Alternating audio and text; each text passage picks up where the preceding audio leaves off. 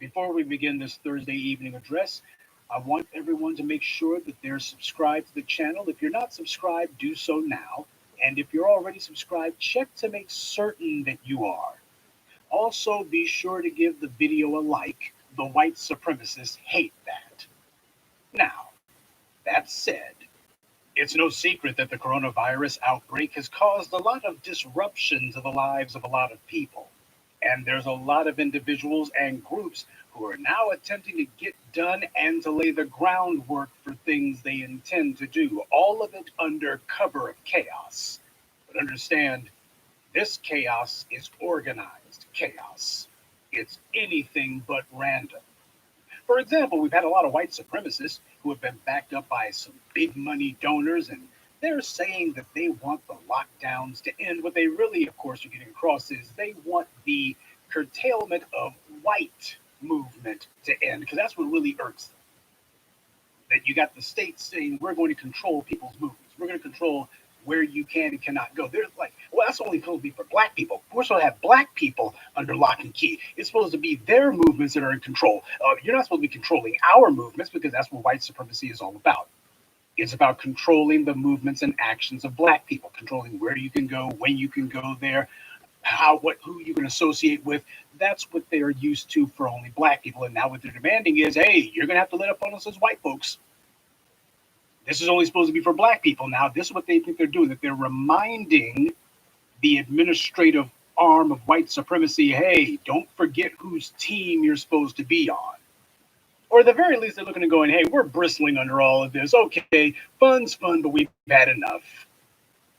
A number of white supremacists who have all had their Confederate flags out, making it very clear that this whole end the lockdown thing, this is a white supremacist front, plain and simple. They're not even trying to disguise it.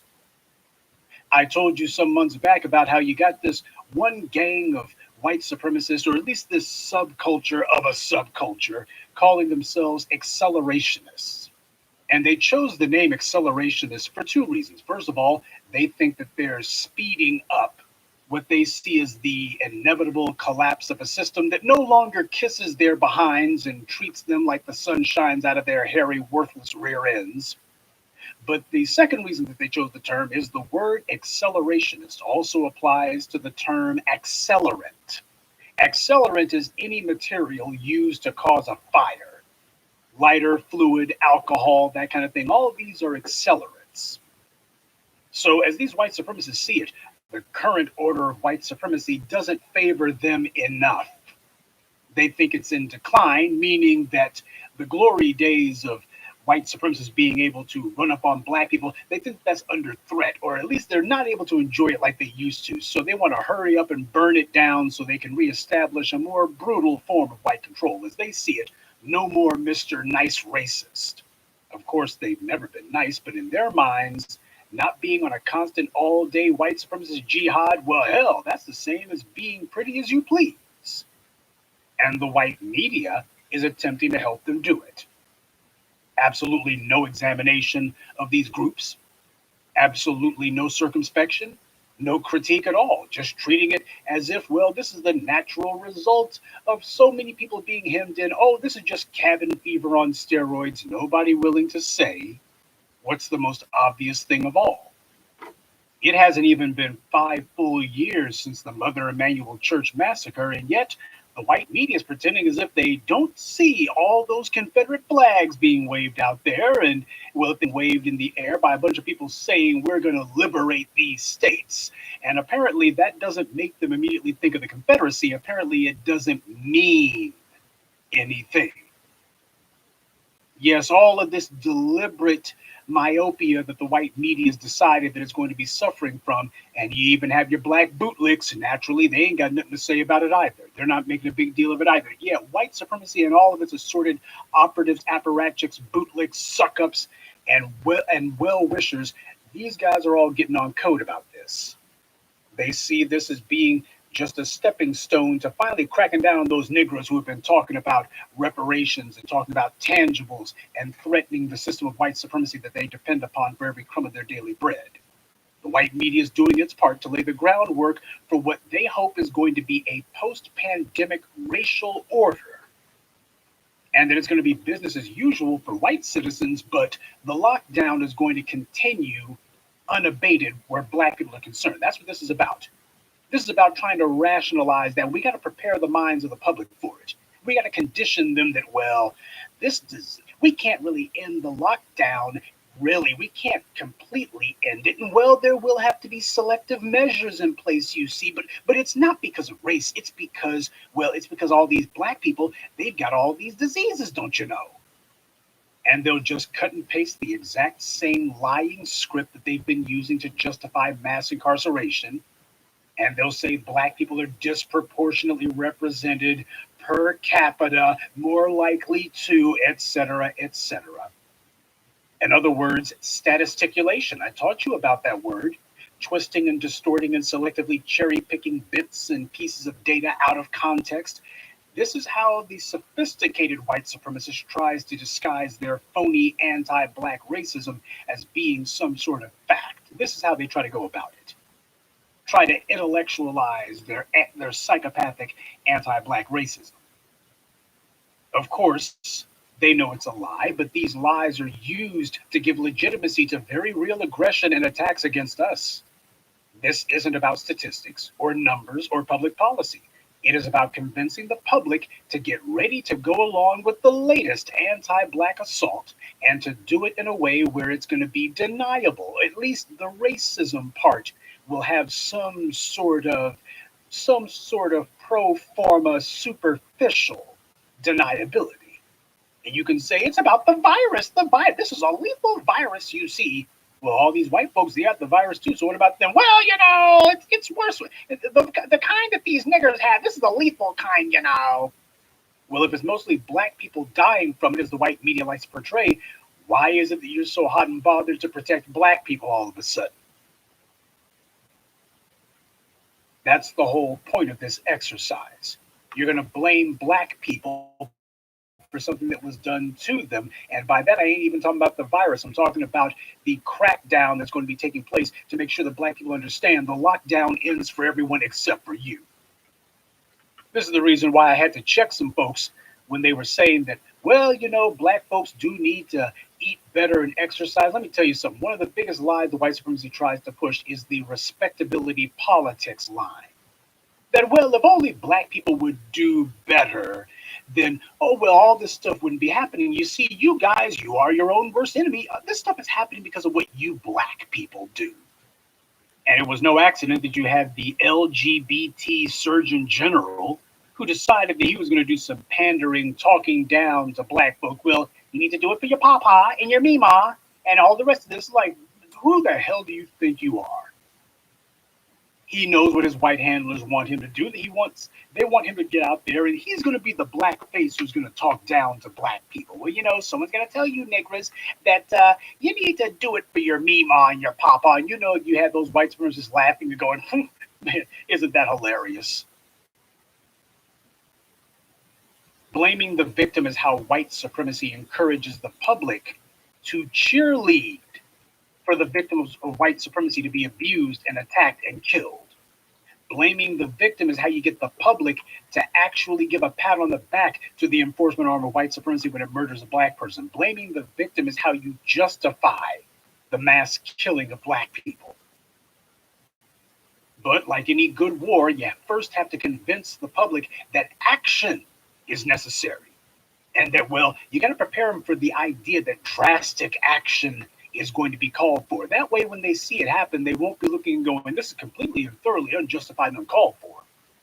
The public mind must be positioned properly so that they will not question whatever action white supremacy intends to take. But how do you do that when there's absolutely no evidence to back up what you claim you want to do? When your rationale has no evidentiary basis, how do you back that up? How do you prop up that lie? That's where propaganda comes in. This is why the white media back in February got to work putting out stories on the internet where anytime they talked about coronavirus, or if you think you have symptoms or how to know, they would always make sure that they use the image of a black person with those stories. This is what you call image training. You're creating a false association in someone's mind. Every time you talk about coronavirus, make sure you show a black person's face. Show the image of a black person. Anytime you say coronavirus, you make sure you put a black person up there. And that way, later on, when people accuse you of being racist for doing so, well, we didn't say that it was black people. Yeah, you didn't say it yet, but you were setting it up, which they were, and they know exactly the game that they're playing. Now, back in February and January, there were practically no black people to speak of who had the virus, but as the propaganda arm of white supremacy knew, they were going to be changing that soon enough. White media talks about COVID-19 in the Bronx. And while it's Hispanics who happen to be the hardest hit by the virus, the white media still nonetheless ignores that demographic fact. Instead, they're so hot and bothered and worried about black people. They're just so concerned about black people. Well, granted, black people don't lead the league in New York City when it comes to COVID-19, but, we need to look at the black community. They sure are getting hit hard by this virus, aren't they? They're trying to create an association with the virus and black people, because the goal is going to be what needs to be done to curtail the spread of the virus. That's what it's really about. We're not attacking black people. We're not killing black people. We're not imprisoning black people. We are quarantining the virus. We're killing the virus. And don't expect to see anybody in the white media actually asking, where's the evidence of all this? ABC's own website ran a story back on the 10th where they did give some figures, albeit preliminary, and what they found was that the death rate in New York City from COVID-19 was almost the same as the percentage of the population. Broken down by race, the death rate from COVID-19 was almost equal to the racial percentage of the city. Blacks are about 22% of New York's population and about 28% of the deaths. And you know what? That's about right. This isn't some wildly lopsided death rate where black people are disproportionately represented among the dead, and the black people are dropping like flies, and everybody else is just looking to go, oh, look at all these Negroes. That's what the white media keeps telling you, and they keep saying it with no evidence to back it up. And when you look at the numbers, you're going, what the hell are you guys getting all up getting into a lather about? Why are you guys working yourselves into a frenzy over this? The numbers are not at all disproportionate. They're taking a few percentage points and making that disproportionate. The white media is trying to invent a narrative that they're going to use to lay the groundwork for a post-pandemic racial lockdown on black people. That's what this is about. They want to say that lie until the public is able to say it in their sleep. Keep repeating the lie until the public knows it backward and forwards. That way, whenever you say COVID-19, they'll think, oh yeah, all those black people. Are black people still dying like flies from it? All those niggers, they're still spreading that disease, huh? What's wrong with those people? If they would just eat better and exercise, lazy bastards. That's the lie, the racist trope the white media is playing on, is being done across the board by all the big white media outlets. They want to make sure all of them are working together on this. The white media, they would have you believe that only black people are filling up all the hospitals and all the morgues. And that's just not true. And you can look at the white media's numbers. You don't have to these are not Professor Black Truth's numbers. These are the numbers that the white media has. They'll sit there and make it sound like, it's Armageddon in the black community. COVID-19 is just eating the black community alive. And you look at the numbers and go, where the hell are you getting this from? So why are they saying something that even their own math doesn't back up? They just keep repeating the same old, anywhere that black people live, that's a coronavirus hotspot, wherever black people live. Make sure you put a black face there. They don't give any facts or figures to back up that assertion. Sure, they'll do some loose talk about death rates, but black people get inferior medical care compared to everyone else, so our death rate is higher from all illnesses and all causes of death. Not just COVID-19. Black people go to the same hospitals and see the same doctors as everyone else, and yet for some reason, when we go to the hospital due to an illness or a health emergency, we're the ones who are far less likely to come out alive. Everybody else, their chances of coming out alive are about equal. But with us, for some dang reason, when we go into the hospital, our chances of coming out drop precipitously. What that tells us is it's not coronavirus that's killing black people. It's the inherent racism of the American medical system. That's what's doing it. It's the fact that black people are forced to live under the harshest conditions of anybody on the planet, which takes a toll on anyone's health. So the second that we have to deal with any sort of illness, especially as we get older, you better believe that it's going to hit us harder. And the second you go into the hospitals, those doctors have already got your body bag laid out. They don't bother asking to see whether or not you got medical insurance first. The first thing they want to see is, do you have some sort of donor ID? Does your driver's license say that you're an organ donor? That's the first thing the doctors want to find out when a black person is wheeled in. Is this person, have they given permission to give their organs?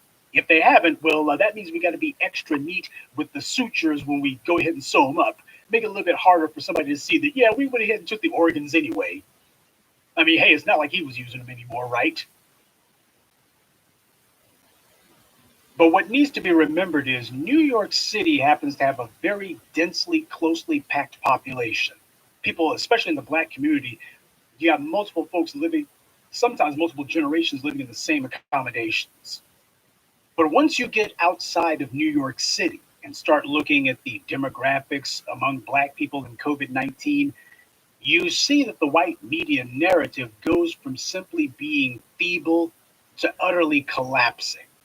Consider this: the black population of New York State, we're talking about the state here, is about 18%. That's according to the US Census Bureau. And the black New York State death rate from COVID 19 outside of New York City, once you take New York City out of the equation, what's the statewide black death rate? 18%. You see, it happens to be the fact that people are packed like sardines on top of one another, especially black folks, packed into having to live together in these stacked coffins like those projects and such. That's what's happening there. It's like people talk about the cruise ships and say, oh, those are just floating petri dishes. Yeah, well, you got a bunch of petri dishes on dry land too. But you see, you don't get to talk about that. Nobody ever talks about the conditions there. And yet you would think that the entire black population of New York City would have it, but they don't.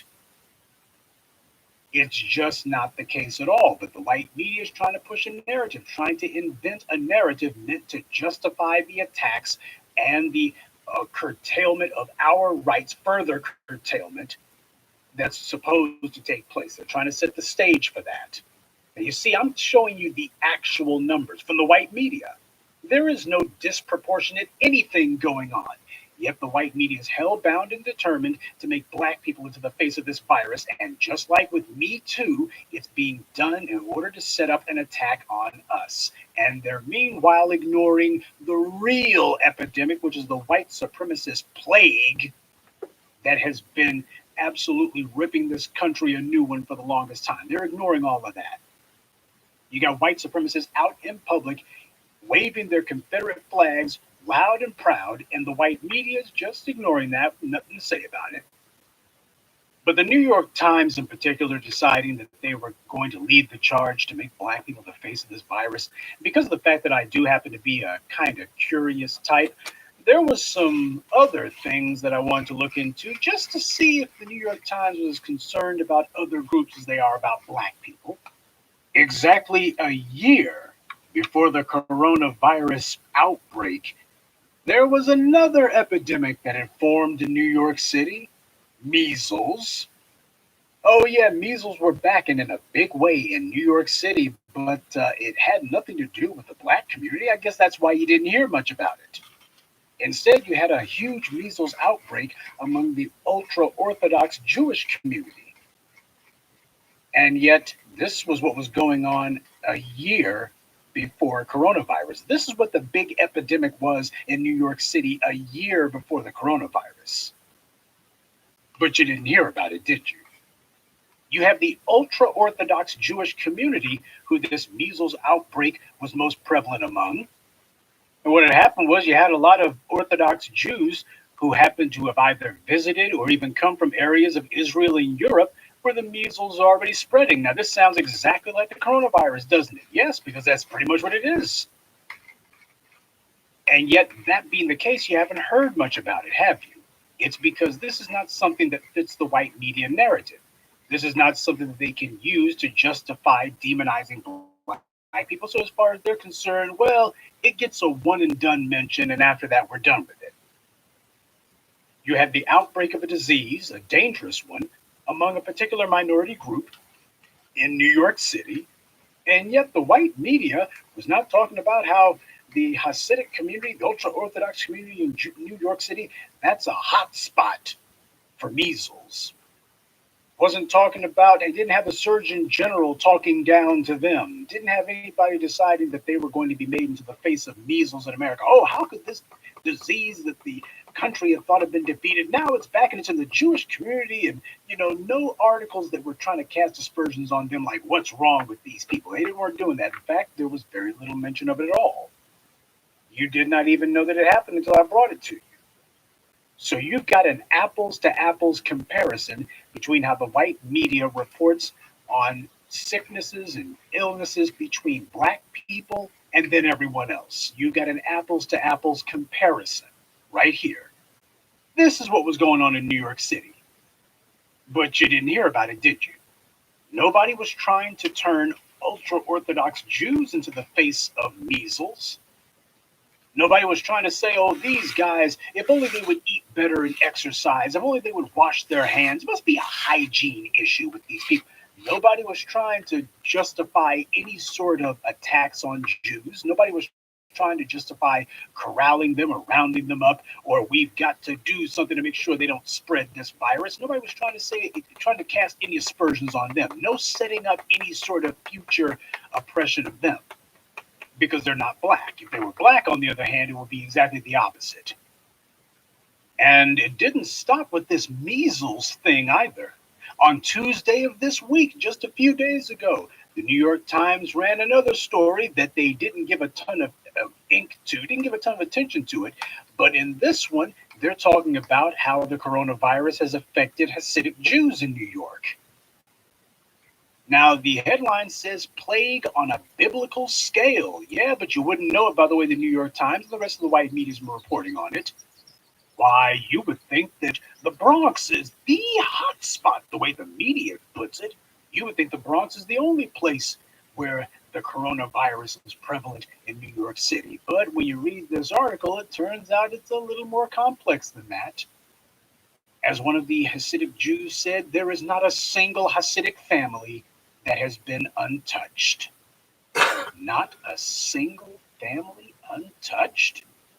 Now, I'm sorry, but you can't say that about the black community in New York City.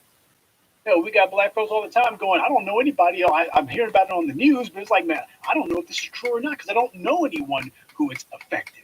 These guys, on the other hand, say not a single family. They ain't talking about relatives or friends or we all know somebody. No, they said not a single family has been untouched. And that it's a plague on a biblical scale. But that's not the way that it's being reported in the white media. You wouldn't know this unless Professor Truth brought it to you. And the New York Times does point out that the city doesn't track corona deaths by religion, but you had some concerned Hasidic citizens in their own media, and they have estimated there's 700 members of their community who have died from this disease. 700. By the way, the numbers of Hasidic Jews in New York does not factor into the millions. Now, if you want to talk about per capita and such, why does this not get the per capita treatment? Doesn't even get mentioned. The white media is being very, very careful about how they report this. They're not rushing to try to make it where ultra-Orthodox Jews could be even inadvertently made into the face of the coronavirus or even factor into it.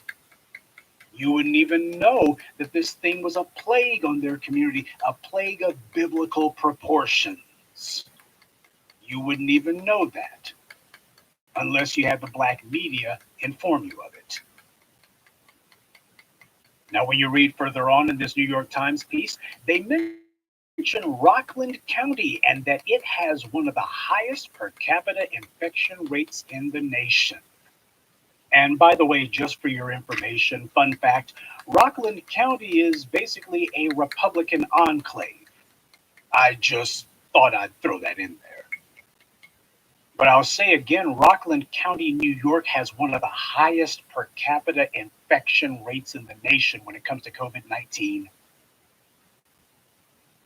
Think about that. One of the highest per capita infection rates in the nation. But again, you would not know that if you got all your information from the white media. And when it comes to the demographics of Rockland County, well, I guess the demographics are the reason why the white media doesn't mention that. So Rockland County is not going to feature prominently in the white media. It doesn't fit the narrative. So right there, you got an example that you would think would be prime for the white media to jump on. This is a matter of when you're trying to create the idea that black people are the face of a disease, you can't just point to some place where there's a few Negroes out in the boondocks. Now you need something significant. And then you go ahead and say, oh my God, black people are 22% of New York's population, but 28% of coronavirus fatalities, 26% higher than their number in the. Oh my God, surely this is the end of those Negroes. All of a sudden, it's save the whales, save the Negroes. That's how you know there's a freaking con job going on here. That's how you know. They have no problem telling any lie necessary to try to make black people into the face of this virus. But when it comes to telling the truth and just doing basic research, just doing basic journalism, well, if it's black people, we can't have that allowed because the media doesn't exist to inform. It exists to indoctrinate. Besides, we don't want to be sitting here telling any sort of media narrative that makes it where you might have non-blacks turned into the face of some sort of malady or some sort of social ill. And if you doubt that they know exactly what the hell they're doing, New York Times also mentioned that the Hasidic community leaders, they did not like anyone mentioning that they had violated the state's no gathering order, the governor's gathering ban. They don't like that, and the reason why they said they feel singled out by the news media. They feel singled out. Now, there's a phrase that you haven't seen the white media using when it comes time to talk about black folks and COVID-19. They don't sit there saying, you know what, the black community feels singled out. Now, they don't want to give the idea that, whoops, maybe we're coming down a little bit hard on them, or that black people fully realize that they're being singled out. Instead, what they do is they try to push this line that, oh, black people, they know that they're the center of this disease. They know that there's something wrong with them. See, even the black community knows that they're wrong. That's the lie that they try to push. But when it comes to non-black groups, all of a sudden it's a matter of, well, the reason that they're not going along, the reason that they keep having these brushes with the law and all of these gathering ban violations is, well, they feel singled out by the news media. They feel like the news media is trying to point the finger at them and trying to single them out. They feel put upon. The white media has no problem upbraiding themselves as long as the individuals who are lodging the complaint are not black. If you're black, on the other hand, well, you ain't got a leg to stand on, and it's going to be all about some pork chop preacher or some political prostitute who the white media selected and propped up, some bootlick who's going to sit there and say, well, the black community, if we would just eat better and exercise and do it for your papa and do it for your mima, that's the kind of crap that the white media likes to repeat. It's meant to put black people on the defensive, or better yet, just make sure that there's no narrative, there's absolutely not a word that counters the white media narrative. There's no need to have to refute any claims the black community makes if you don't print anything the black community actually says. Just go ahead and pick those Negroes who you already have put words in their mouths. They already know what the script is, and they're going to go ahead and say it. And that's all you need to do. And then things are going to go on as they always have. Because you see, also in the story, by the way, and I just thought that this also needed to be mentioned, they also show pictures of some of these gathering of these ultra Orthodox Jews, and they were in a food line in New York City. And the thing is, I'm not seeing anybody upbraiding them about social distancing or any criticism about why aren't they having their faces covered, or this is why COVID-19 is running rampant in the ultra Orthodox Jewish community. Why, look, nobody's got their faces covered. Clearly, they're all standing jam packed together. They can't even observe social distancing. See, nobody's blaming the victims here. Nobody's trying to say that there must be some sort of moral flaw among them, that all these people, they just won't do better. Nobody's doing that. But with the black community, on the other hand, you can have black folks standing out there looking like a freaking doctor's convention. Everybody got their freaking faces covered, got gloves on, looking like they're all getting ready to perform open heart surgery. And yet what we'll be hearing is, why aren't these people social distancing? If black folks social distance, then why the hell are you people outside? If black people are all inside, well, why the hell are you people together? Everybody should just be in a separate broom closet somewhere. No matter what black people do, it will never be right. Everybody else, on the other hand, well, it's only bad if black people do it. But as we've seen with the white media and all of their made up phony statisticulation, hell, it's wrong even when black people don't do it.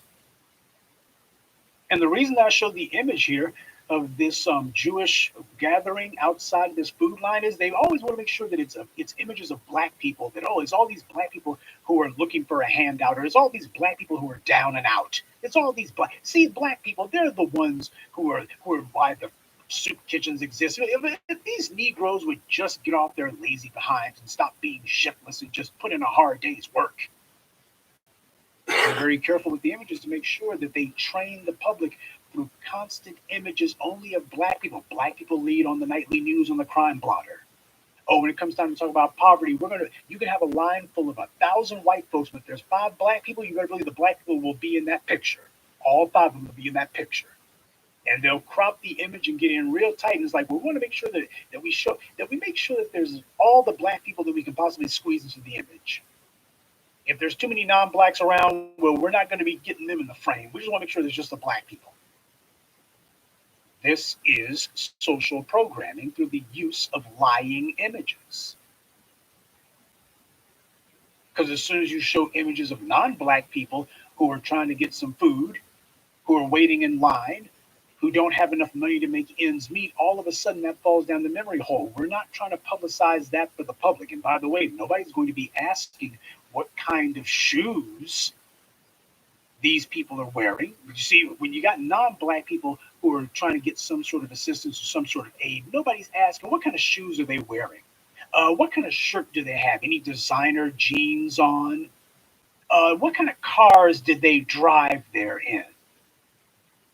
Nobody's sitting there picking them apart, trying to find out, are you guys splurging on something? You people don't really need help. They don't sit there and nitpick everybody else. They just do that with us. So I'm going to go ahead and close this out, because this is what, family, we need to be aware of. We don't need to be letting the bad guys control the narrative, and we need to be aware that this is what they're doing. They're constructing a lie. They're singling us out, and they're doing it deliberately. There are plenty of examples that you can show of tons of non-black groups who clearly the coronavirus is running roughshod over, but they're singling us out, and it's not because they intend to do us any favors. This is how a race war is carried out. This is how a race war is conducted. The first phase of every proactive, every aggressive war, the individual who intends to carry out aggression first, the first thing he's got to do is come up with some sort of phony baloney justification for it. But the white supremacists have outsmarted themselves on this one, as they have with a number of other things. Why is there so much concern about the black death rate from COVID-19? It's because the white death rate is so high. White Americans are the ones with the degrees. They're the ones who work from home, the ones who can telecommute. They're the ones who can shelter in. Black people are the ones who are most likely to have to work in an essential job. That means a job that requires you to leave your home, because your job can't be digitized. It can't be done over the internet. If anything, the real miracle is, why the hell is it the COVID-19 rate among black people isn't sky high? That thing, it should just be ubiquitous among black folks, but it's not. The COVID-19 death rate among whites ought to be near zero, but it's not.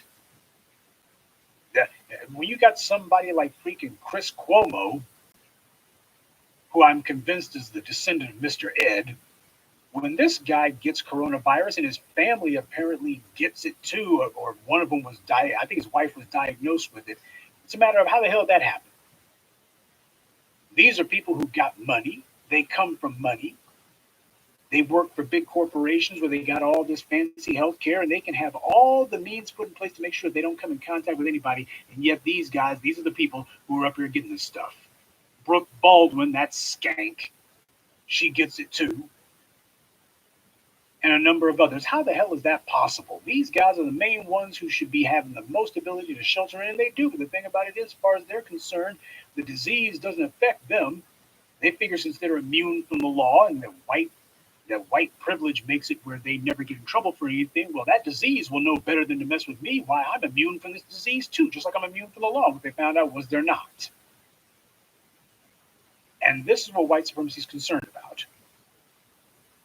They've stolen much of the world's wealth, and yet, for some strange reason, you got that global white birth rate that's in full decline. How the hell do you have so much abundance and you're free from want, and yet your numbers are plummeting as if you were being picked off by an alien invasion? How the hell does that happen? You have the ability to shelter in, you have the ability to sequester yourself from the world the same way you have from reality, and yet, for some strange reason, the COVID 19 rate is still very high regardless. Is this stuff able to penetrate walls? Well, apparently it must be. So, yeah, this is what the white supremacists are really concerned about. As far as they're concerned, they're looking at every little outbreak of every little illness could potentially be the last one for the white supremacists. That's what they're concerned about.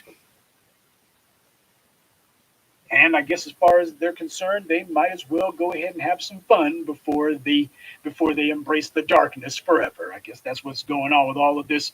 You need to lift the lockdown. Let us have some fun before we die. I guess that's what the white supremacists are thinking. That's fine. Let them think whatever they want, but they are not going to do whatever they want, especially not when it comes to black people. Family, you better be on full alert about what's going on here. Because as they begin to announce that, oh, we're lifting restrictions, the beaches are going to open, and we're going to start having it where the clubs and the non-essential businesses are going to be able to open again. What's going to be happening is they're going to say, oh, but the fight's not over, and hey, we do know that come the fall flu season, COVID-19 is going to have a resurgence. Yeah, they're getting ready for a long term strategy, one that's going to take a few years to put into effect, but it's going to be a matter of desensitizing the public and getting the public used to the idea that black people are getting rounded up. Well, you see, it's so much higher among black people. That disease is so much higher among black people. And it's all their own fault. Well, and we're going to be talking about these ultra Orthodox communities and the Hispanic communities. Well, that's not important. What's important is the black community. The black community. That's what's important here. That's what's really important here. And we can't take our eye off these niggers. I mean, take our eye off the ball. It's the black community that matters. You better learn to understand where you're being racially targeted. You better learn to understand that white supremacy does not miss an opportunity to try to turn any circumstance into a chance to attack us. If they start off with something that seems like, oh, there's too many bad headlines that happen to have a white face, well, we got to change that real quick. Let's make sure we put a black one out there.